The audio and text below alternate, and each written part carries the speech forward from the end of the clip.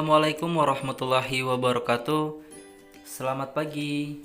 Halo anak-anak, apa kabar? Semoga tetap sehat dan semangat ya. Dan selalu jaga kesehatannya dan tetap di rumah mengikuti protokol kesehatan. Pada pembelajaran hari ini, kembali lagi bertemu dengan Bapak Muhammad Nurfadilah dalam pembelajaran Bahasa Indonesia. Materi pada hari ini kita akan masuki tentang materi teks ulasan karya kita. Sebelum pembelajaran, alangkah baiknya kita berdoa agar diberikan kemudahan, kelancaran, sehingga apa yang disampaikan kalian bisa paham dan mengerti. Berdoa dimulai. Berdoa selesai. Kita nanti akan mengenal tentang ulasan, pengertian, dan juga ciri-ciri.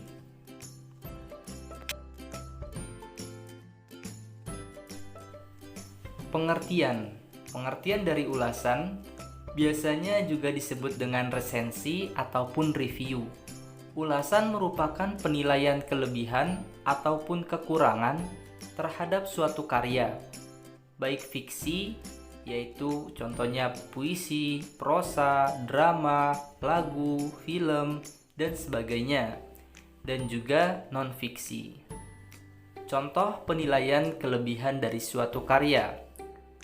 Sensual itu adalah kata yang tepat untuk menggambarkan nyawa musik yang dibawa oleh band asal Malang ini. Band tersebut hadir kembali meramaikan kancah musik lokal. Alesta mengusung nuansa pencampuran musik pop, R&B, dengan jazz dalam 12 lagu besutan Vivan Krista dan kawan-kawan ini. Contoh penilaian kekurangan karya. Bagai kata pepatah, tiada gading yang tak retak. Sebuah karya sastra, apalagi hasil imajinasi penulis, pasti memiliki kekurangan. Dalam novel ini, ada beberapa bagian yang terkesan dipaksakan, serta plotnya tidak logis. Begitupun bahasa yang digunakan, banyak istilah gaul dan asing. Bagian selanjutnya mengenai ciri-ciri teks ulasan sebagai berikut. Yang pertama, menunjukkan pandangan atau opini penulis terhadap suatu karya. Yang kedua, opini yang disampaikan oleh penulis disertai dengan fakta-fakta yang terdapat dalam karya yang diulas. Yang ketiga, penilaian yang diberikan berkaitan dengan kelebihan dan kekurangan dari karya yang diulas. Yang keempat, membahas isi karya secara keseluruhan, mulai dari identitas karya, unsur-unsur karya, yaitu intrinsik dan ekstrinsik, dan sebagainya. Yang kelima, berisi ajakan kepada penikmat karya untuk menikmati karya yang diulas.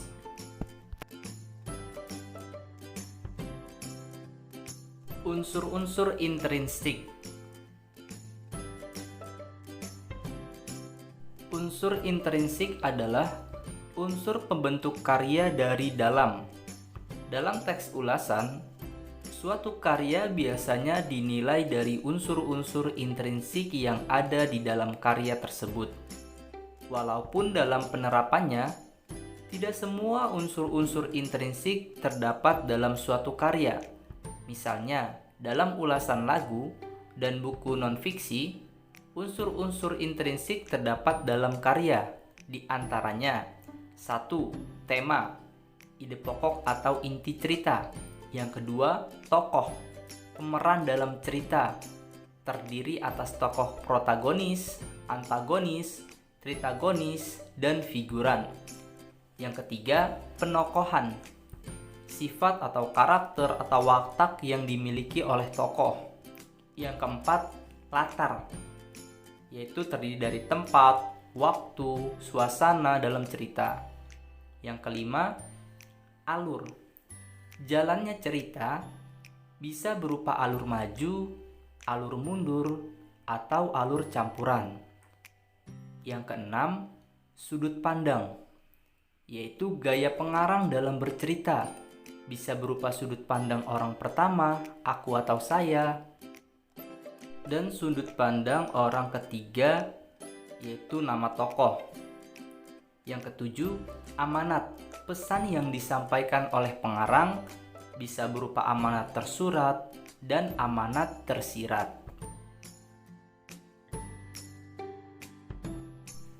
Unsur ekstrinsik adalah unsur pembentuk karya dari luar.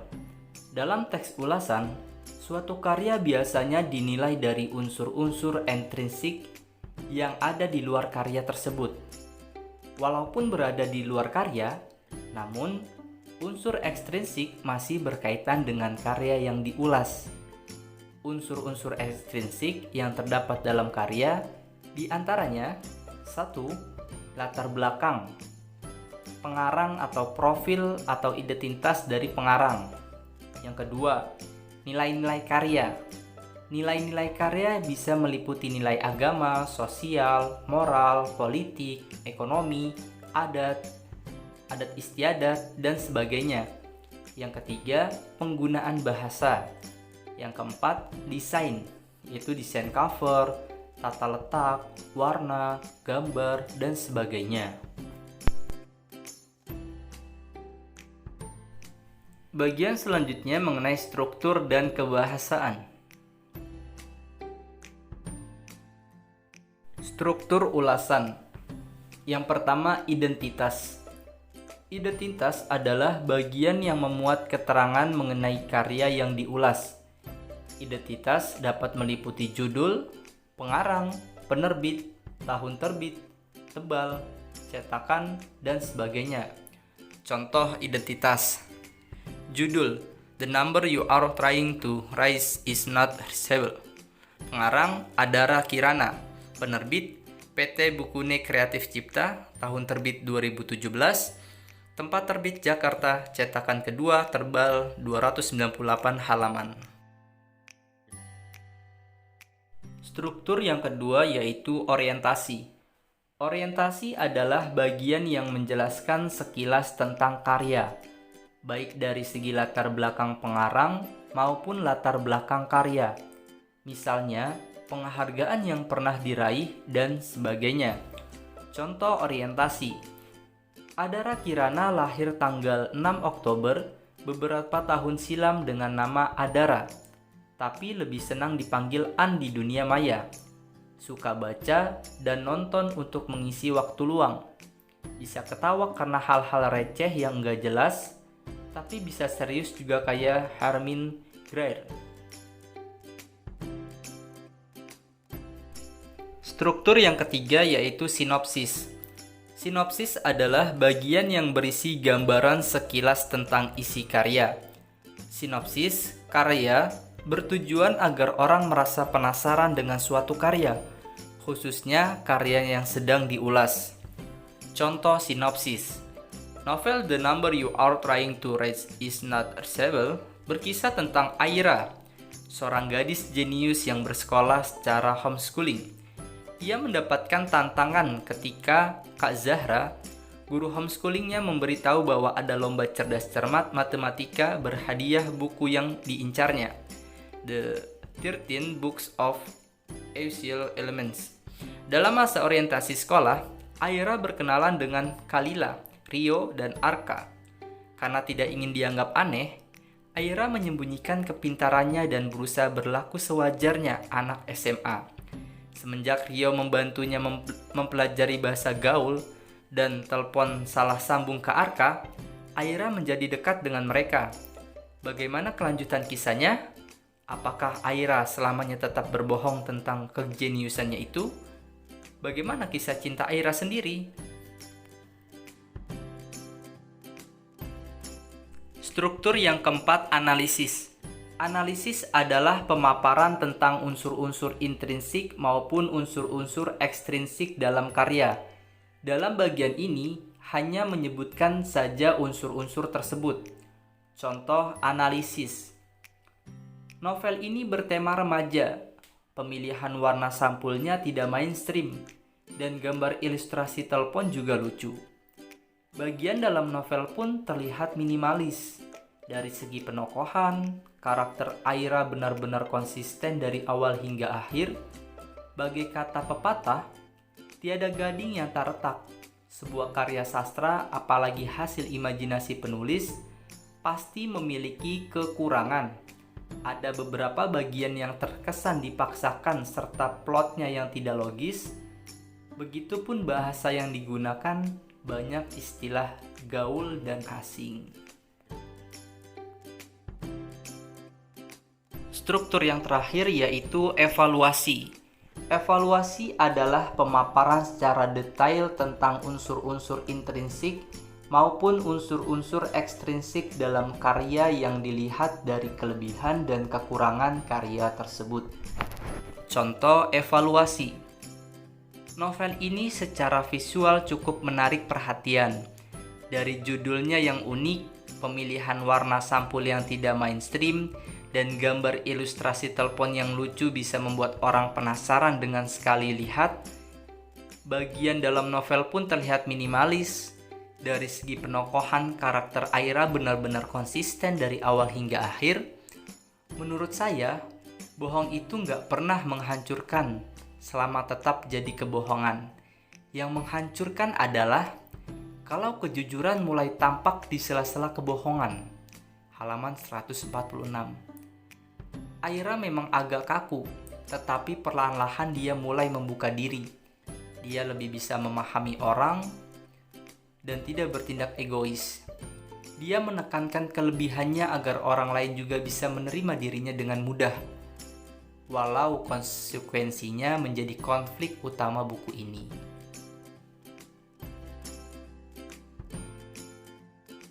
Bagian yang selanjutnya mengenai kaidah kebahasaan. Kaidah kebahasaan yang pertama, konjungsi penerang. Konjungsi penerang adalah kata hubung yang berfungsi sebagai penjelas kata yang diikutinya, seperti bahwa, yakni, yaitu.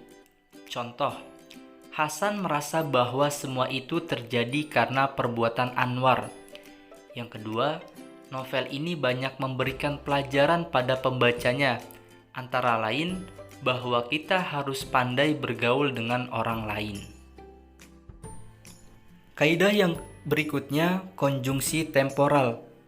Konjungsi temporal adalah kata hubung yang berfungsi sebagai penanda urutan waktu, seperti sejak, semenjak, kemudian, akhirnya, saat, lalu. Contoh, dia menjadi jahat sejak kematian ibunya. Yang kedua, di awal, alur dalam novel ini begitu lambat, kemudian dari pertengahan mulai meninggi. Kaidah yang selanjutnya yaitu konjungsi penyebab. Konjungsi penyebab adalah kata hubung yang menjelaskan suatu peristiwa terjadi atas sebab tertentu, seperti karena, sebab, oleh karena itu, oleh sebab itu. Contoh, Hasan cemburu karena hubungan Kartini dengan Anwar semakin dekat. Yang kedua contohnya, keluarganya menderita sebab ayahnya suka berjudi. Kaidah yang selanjutnya, pernyataan, saran, atau rekomendasi. Pernyataan yang memuat saran atau usulan mengenai suatu hal, seperti jangan, harus, hendaknya. Contoh, kita harus selalu berpegang teguh pada agama. Yang kedua, kita hendaknya selalu menuruti perintah orang tua. Yang ketiga, kita jangan pernah berprasangka buruk kepada orang lain.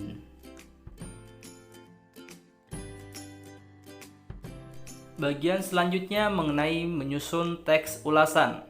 Yang pertama, mencatat identitas karya, mencatat hal-hal menarik dari karya, menelaah kelebihan dan kekurangan isi karya, merumuskan kesimpulan karya, dan yang terakhir, membuat saran-saran untuk pembaca. Sekian pembelajaran pada hari ini. Semoga apa yang disampaikan bisa kalian pahami dan kalian mengerti, dan selalu kalian bisa bertambah ilmu dan juga wawasannya. Apabila ada yang kurang dimengerti, silakan kalian tanyakan. Terima kasih. Wassalamualaikum warahmatullahi wabarakatuh.